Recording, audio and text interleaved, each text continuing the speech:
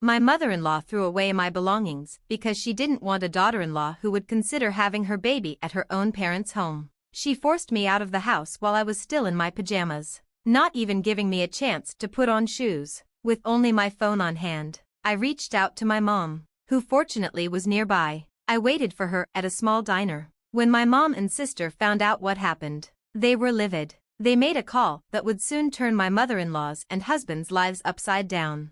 My name is Katie, and I'm 28 years old. I'm married to Sam, who is 30. Sam's father owns a large corporation, and Sam is being prepared to step into the CEO role. Currently, he's gaining experience at one of their smaller firms. I met Sam at work, but I didn't learn about his family's business until shortly before our wedding. He only told me he was in line to be the CEO a little while before we married. I was astonished. He had always seemed grounded and well-liked. But once he explained everything, it clicked. Just like that, I was married to a future CEO. After the wedding, Sam moved into the main office of the family business, while I kept my own job. My father-in-law praised me, saying, "I hear you're a rising star at your company. Keep up the good work." My mother-in-law, however, had a different view. She once asked, why would a wife ignore her home to go to work? She disliked me having a job. But since we didn't live together, I assumed it wouldn't be an issue. I was wrong. Sam's parents eventually insisted we move in with them. It began when my father-in-law said, "I'm busy. It would be nice to have someone around to help us." Sam agreed, saying, "I worry about Mom too. I've lived in this house all my life. Moving seems inconvenient." They gave me little room to refuse. When they asked for my opinion, my mother-in-law added, "Since everyone thinks it's a good idea, Katie, do you have any objections?" I felt cornered, so I reluctantly agreed to live with my in-laws. Once we moved in, my mother-in-law began pressuring me to quit my job, making my life difficult by piling household chores on me despite my work commitments. If anything wasn't done to her standards, she'd make me redo it. At first, she complained about minor things like a tiny speck of dust or a stray hair. I tried to improve based on her feedback. Then she began checking obscure places, behind the TV, between furniture, for dust, places not typically cleaned every day. These were beyond typical cleaning, so I finally spoke up. "I can't clean these spots every day. I work as much as Sam does. I'll do a deep clean on weekends instead, okay?"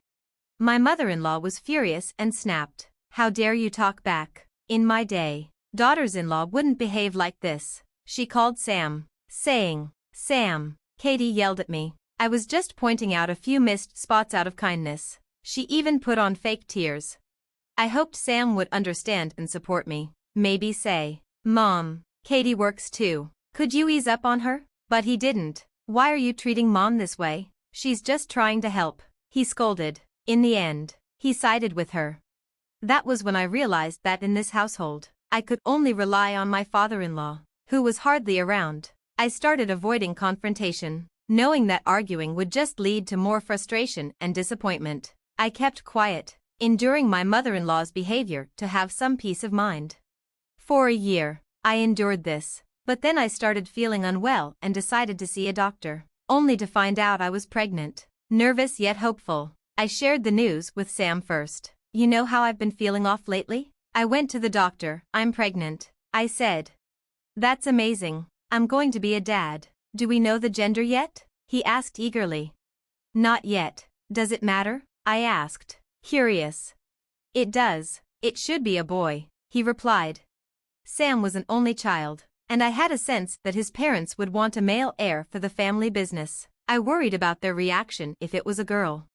"Don't worry, I'm sure it's a boy," he reassured me, but I wasn't as confident. We agreed to tell his parents after finding out the gender. When we eventually learned it was a girl, I was thrilled, but Sam reacted with surprise.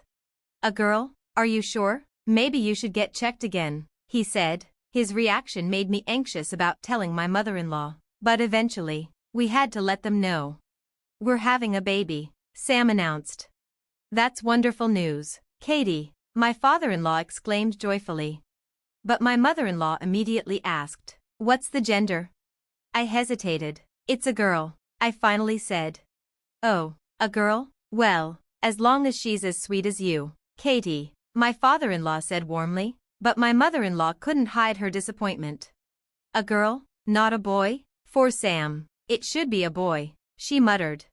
I was shocked, but my father-in-law quickly intervened. What does it matter if it's a boy or a girl? It's our grandchild. Can't you be happy for that?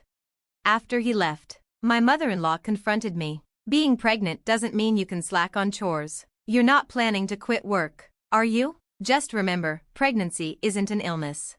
Hearing another woman dismiss pregnancy this way stunned me. I wondered if staying here to give birth was wise. My parents lived 3 hours away by train. My dad had passed away, so it was just my mom and sister. Maybe they would welcome me if I explained the situation. I began to feel that my own family's home might be a safer place to have my child. So, I decided to call my mom. Hey, Mom, it's me, Katie. What's going on? It's rare for you to call. I'm pregnant, and I was wondering if I could come home to give birth. You're pregnant? Why didn't you tell us sooner? Congratulations. Of course, come home for the delivery if you need to. But have you spoken to your in-laws about it? Not yet. I wanted to check with you first. I didn't mind leaving at all. My mom suggested discussing the decision with my in-laws. For my baby's well-being, I decided to go home for the delivery. When I mentioned it to my husband, he casually replied, "Going back for the birth? Sure, no problem. My mom's here, so everything will be fine." He agreed without hesitation. Knowing my mother-in-law might object, I spoke to my father-in-law instead. After thinking it through, I believe it would be best for everyone if I returned home for the birth. Is that okay with you? I asked. He looked surprised at first, but then said, "If that's what you want, Katie, I understand. I won't stand in your way." "Would you mind discussing it with my mother-in-law?" I asked. He replied, "Sure, I'll let her know." Seeming to accept my request, with his support, I was allowed to go home without issue. On the morning I was set to leave, I woke up to find my packed luggage missing. Both my husband and father-in-law had already left for work. Reluctantly, I asked my mother-in-law, "Do you know where my bags are?" "Oh, those bags? I threw them out. I don't need a daughter-in-law who's such a burden." "Don't come back," she yelled as she pushed me out of the house. I hadn't even put on my shoes. I had only my phone, standing there nearly in pajamas. With a loud click, the door locked behind me. It was clear my mother-in-law was serious. She wanted me gone. I felt like if I stayed, that door would never open for me again. So, I started walking, but it was the peak of summer, and being barefoot outside was excruciating. I took shelter in a nearby diner and, using my phone, called my mom. Outraged, she promised to be there in an hour. Fortunately, she wasn't far away. I waited anxiously until she arrived and drove me back to our family home. My sister was waiting for us when we got there. I told them everything about my mother-in-law's behavior and my husband's lack of support. After hearing my story, my mom and sister whispered among themselves, and I wasn't sure what they were planning. The next morning at home felt refreshing. I was asked to get the newspaper, and when I opened the door, I saw my mother-in-law and husband kneeling outside. "Katie, I'm sorry. It was all my fault. Please don't cut ties with my husband's company," my mother-in-law pleaded. "Katie, I'm sorry too. Can we continue working with your mom's business?" my husband added. Confused, I had no idea what they were referring to. Just then, my mom and sister stepped out. "What are you both doing here? Making a scene so early?" my mom asked, her tone sharp. "What do you mean by continuing business?" To avoid further disruption, my mom invited them inside. Once seated, my husband explained, "Could you please reconsider your business with my father's company?" My mom and sister managed the company my dad left behind. Curious, I asked my mom, "What's this business they're talking about?" "Yes, we work with one of their subsidiary companies," my mom replied. "It's one of the major companies in their group, just under the main office, and Katie's mom's business is their top client," my husband explained. I was completely unaware of this. My husband must have assumed I knew, but this was news to me too. LOL. I remember my in-laws mentioning something about mutual respect when they first met. I recalled, "My company can't continue doing business with a family who'd send my daughter out with nothing but her phone. I'm stopping our business dealings," my mom said firmly. My mother-in-law, looking desperate, pleaded, "Please, I beg you. I'll do anything. Can you reconsider the decision to end business with my husband's company? At that moment, my sister smirked and chimed in. Anything, you say? Then you'll agree to Katie's divorce. And of course, you'll pay alimony and child support, right?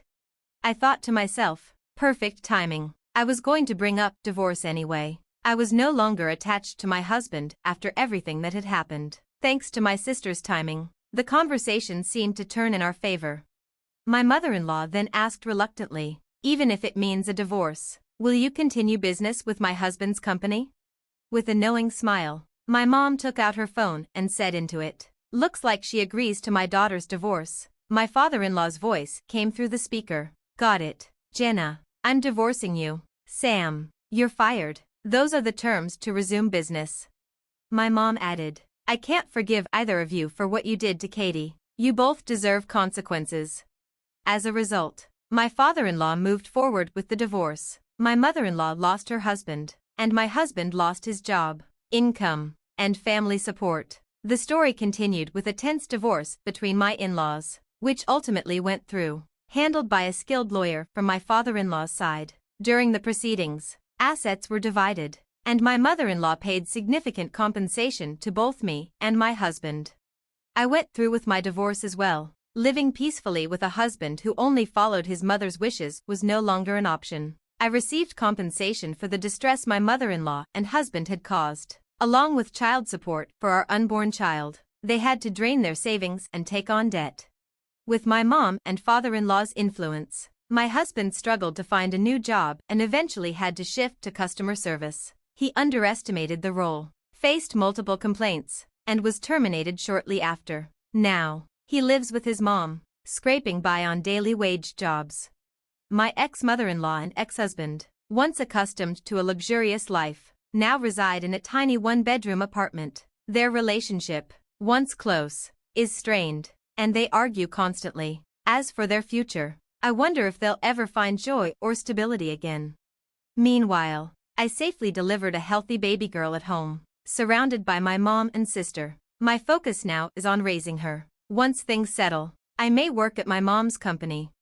I informed my ex-husband about our daughter's birth, but there's been no response. It seems he doesn't care. I only expect him to keep up with child support. I have no intention of letting him see our daughter.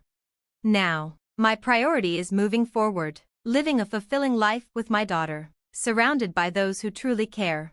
Thanks for watching. See you again in the next video. Stay stunned.